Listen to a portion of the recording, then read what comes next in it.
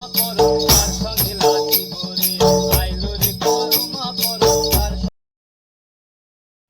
Guys, welcome to my channel. কেমন আছো তোমরা? আশা করি ভালো আছো। আজকে আমার নিউ ব্লগে সবাইকে স্বাগত। আজকে আমার নিশ্চয়ই বুঝে গেছো যে আমার টাইটেল আর থাম্বনেল দেখে বুঝে গেছো যে আমি কোথায় যাচ্ছি আর ব্লগটা কীরকম হতে চলেছে। তাই চলো যাওয়া যাক।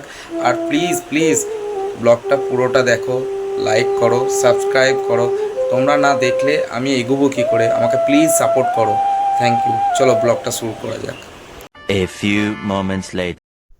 ফাইনালি আমি রাস্তার মধ্যে চলে এসেছি। আর রাস্তার মধ্যে এটা হচ্ছে পূর্ব বর্ধমানে ভেদিয়া রেল ব্রিজ, যেটা নতুন শুরু হতে চলেছে। আর এটা প্রায় দৈর্ঘ্য প্রায় 2 কিলোমিটার ধরে, তা এতটাই বড় যে পুরোটাই ফ্লাইওভার দিয়ে তৈরি হচ্ছে। আর এত সুন্দর ভিউ লাগছে এইখানটা দেখলে, খুবই সুন্দর লাগবে। আর এটা হচ্ছে অজয় নদীর যে ব্রিজটা আমরা বোলপুর যাওয়ার পথে পড়বে। আর ওইদিকে রেল লাইনটা যেটা যেটা আর এখানেই হয়েছিল যে বোঝে না সা বোঝে না, যে অরিজিৎ সিংয়ের যে গানটা শুটিং হয়েছিল এখানেই হয়েছিল।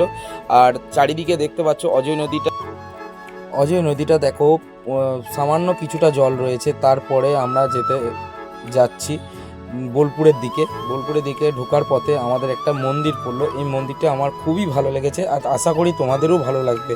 চলো দেখি। এইটাই হচ্ছে এন্ট্রি গেট। আর এত সুন্দর পরিবেশটা যে তোমার এখান থেকে ছেড়ে যেতে মন যাবে না। আর চারিদিকে যদি ভিউটা দেখো তা খুবই সুন্দর। এখানে মন্দিরের মূর্তিগুলো এতই সুন্দর যে দেখলে মন ভরে যাবে।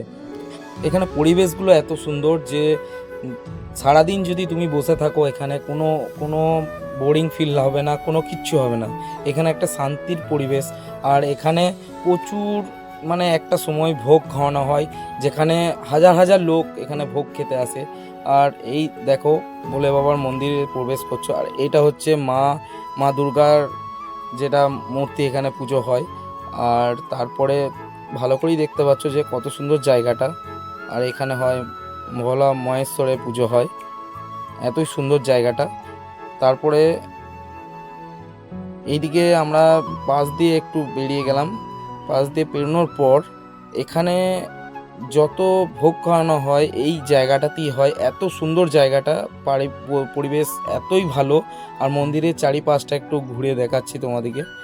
আর এই জায়গাটার পর আমরা চলে এসেছি মন্দিরের পাশে এত সুন্দর জায়গাটা, অনেকটা বড় ধরে ধরে আছে।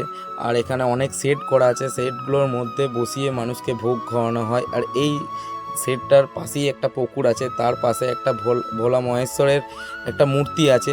সেই মূর্তিটা দেখলে তোমাদের এতটাই ভালো লাগবে যে চোখ সরাতে পারবে না। আর এতটাই জায়গা ধরে এই মন্দিরটা আছে, এত সুন্দর জায়গা। আর এই গাছটা এতটাই বড় যে গোটা জায়গাটা নিয়ে এত সুন্দর ছাওয়া করে আছে, দেখলে মন ভরে যাবে। তারপরে তো এই মহেশ্বরের মূর্তিটা দেখলে তো তোমরা চোখ অন্যদিকে তাকাতেই পারবে না, এত সুন্দর লাগছে।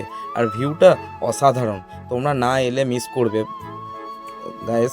আর তারপর এই যে পাসটা দিয়ে আমরা এগিয়ে গেলাম, তারপরে গোটা জায়গাটার একবার তোমাদেরকে দেখাচ্ছি গাইস। আর এই জায়গাটা এতটাই সুন্দর, খুবই ভালো লাগবে। এলে তোমরা বোলপুর যাওয়ার পথে পড়বে, আশা করি তোমরা আসবে আর দেখবে কতটা সুন্দর, তারপর আমাকে বলবে। আর যাই হোক, ব্লগটা এখানেই শেষ করছি, আমরা বেরিয়ে যাচ্ছি। তাই লাইক করো, কমেন্ট করো, শেয়ার করো, প্লিজ সাপোর্ট করো, সাবস্ক্রাইব